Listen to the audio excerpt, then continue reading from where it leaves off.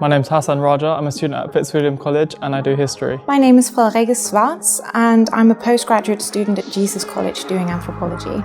I'm Natalie. I study history at Fitzwilliam College. My name is Priya. I'm at Trinity College. I'm in my third year doing engineering. I'm Tammy and I study HSPS at Fitzwilliam College. I remember reading a list of questions that you might be asked at your interview, and one of them was, if you were a kitchen utensil, which one would you be? And I was sort of baffled when I actually arrived at the interview and they didn't ask me any ridiculous questions. I think a lot of people do mock interviews, to prep yourself, which is a really good thing to do, but I think the people that do them for you, they might be well-intentioned, but they really want to prepare you for the worst. And whilst obviously the Cambridge interview is hard in its own way, it's not trying to catch you out or have you just sat there stumped. You're not expected to know everything before you come to an interview, so especially for things like history. You can't study the whole of history, no one has done that. It wasn't really much about how sort of encyclopedic your knowledge is on the topics, it's much more about how quickly you can understand it and then use it in a sort of practical sense. Honestly, if you are in any way stuck in an interview, ask questions. Ask a question, because at the end of the day, these people are well established in their fields and they're more than happy to take a little bit of time to explain the things that they love.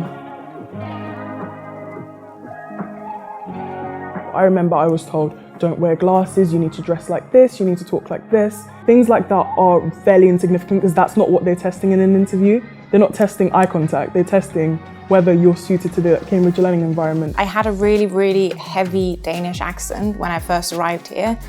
I thought they might not understand me or that I was going to stumble and mess up my words, but it was actually really nice, and I just spoke slowly and clearly, and they just seemed to be impressed by the fact that I could interview for university in my second language.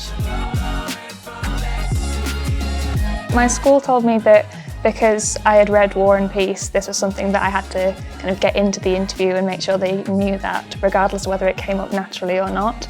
And I thought that was quite a weird way of doing things and very unnatural, because I wasn't sure how to just walk in and announce that I'd read this certain book. But I decided against that idea and I let the interviewers ask the questions and I just responded to them how I wanted to.